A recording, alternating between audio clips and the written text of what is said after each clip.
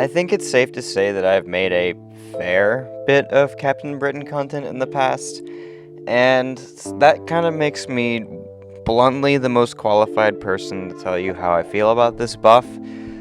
So that's exactly what we're gonna do in this video, because wow, there's a Captain Britain buff, and I did not expect this to happen. If you don't know the backstory behind Captain Britain, she was introduced in what was supposed to be the first month ever of the rebalance program, so likely she would have gotten tuned up because pre-buff version isn't very good.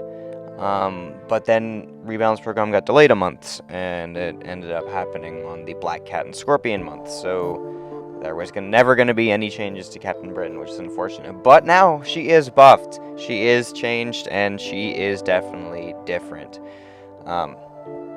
So I have been kind of quiet on the whole thing regarding this buff because she used to be the staple of my channel. And now she's kind of just an era of the past. Like, I haven't really used her for anything because, bluntly, pre-buff Captain Britain is unusable. She is absolute garbage, and there's like nothing I can do to make her look good. And that actually just hurt me a lot to say because holy crap, I made a lot of content on a champion who I will just say is outright garbage now. And so here I'm going to show you a pre-buff fight. This is not the buffed version, we're going to get to the buffed version afterwards. So if you don't know, pre-buff Captain Britain did one thing, and that was counter Purify. That was definitely a pretty popular RPG mechanic of the skill class back in 2022, was they would do a lot of Purify and Cleanse, which Britain was very good at countering. So her whole thing was place debuffs. If they purify them, you get prowess and a specific buff type, and that's going to help increase your damage and stuff. You didn't actually replace those debuffs into passive, so the utility piece from like the slow and stuff kind of meant nothing, but you got damage from it, so that's cool. Except for the fact your damage wasn't very good, unless they were purifying like 25 debuffs a match, because then you'd get like a bunch of prowess, Fury's cruelties, and unstoppable, and that would eventually make your damage kind of okay. So yeah, this is the pre-buff version where we do SP1, SP3, SP1, SP2, which is a very fun cycle. She does have a short fight rotation, which is where you kind of SP1, SP1, SP1, SP2, so triple SP1 into an SP2, which is like fine, but it's not very good because you need to counter Purify to do damage, really.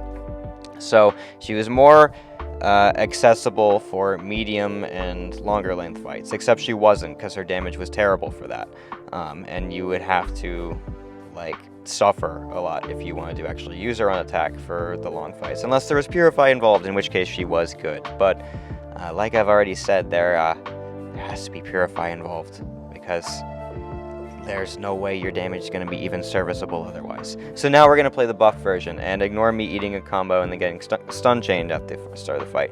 But what you want to do with Captain Britain for medium length fights, which I'm going to say this is a medium length fight because we're playing a 6-star, you're going to go to a special 3, and then you're going to spam a bunch of special 2s, which you get this really cool power efficiency for.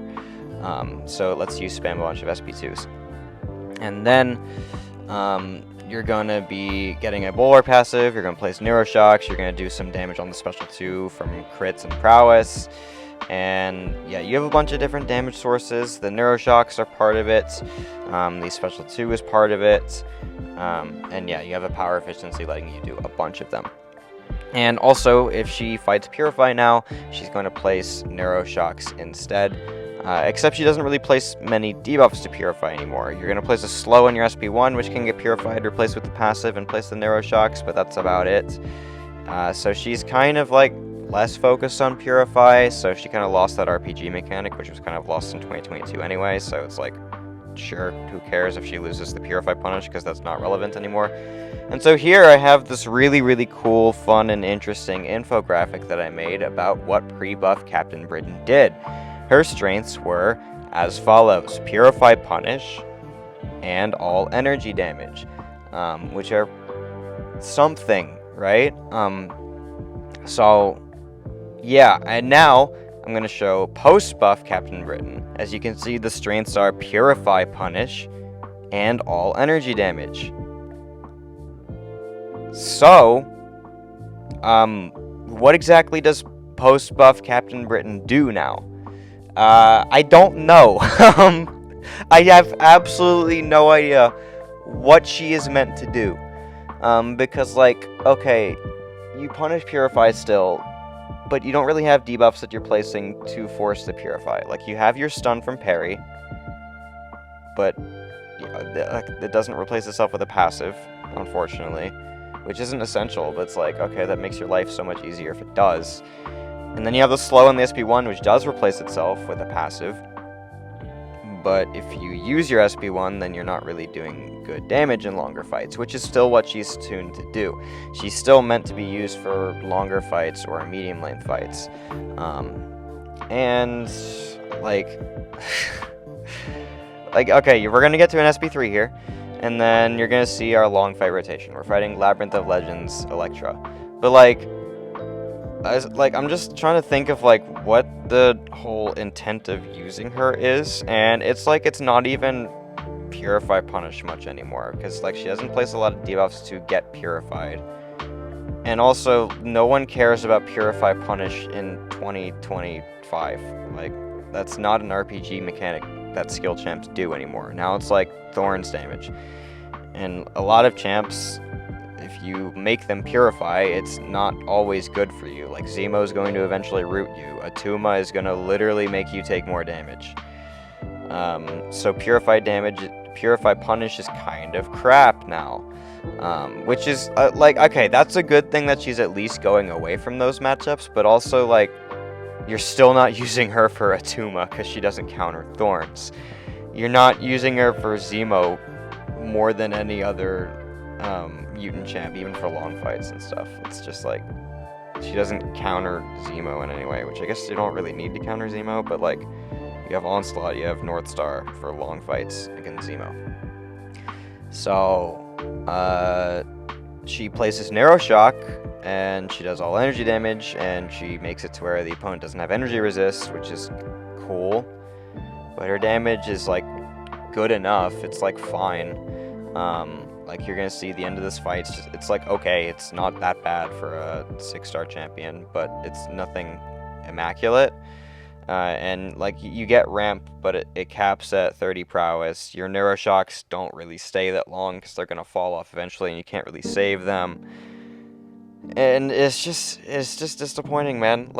We got a very outright terrible attacker who is now slightly less terrible, but still doesn't, have a reason to exist.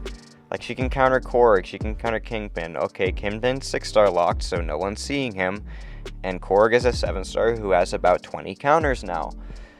So, don't run her on BG's attack. You probably don't want to use her for war. She has nothing to counter Hazard Shift. She kind of wants to ramp up for some stuff in war. She doesn't really have any utility pieces at all. Except slow, but then your damage sucks if you try to use slow. So yeah, that's about it.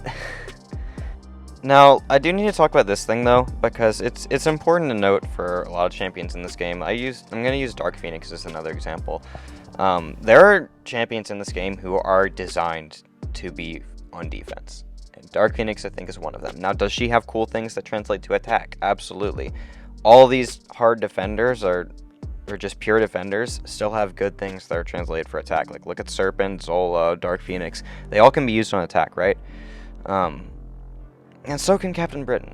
She's still an attacker that you can use, I suppose. But also, it's just, you design a champion that's meant to be for defense, which clearly is what they were doing for Captain Britain. They gave her a 4-5 on defense.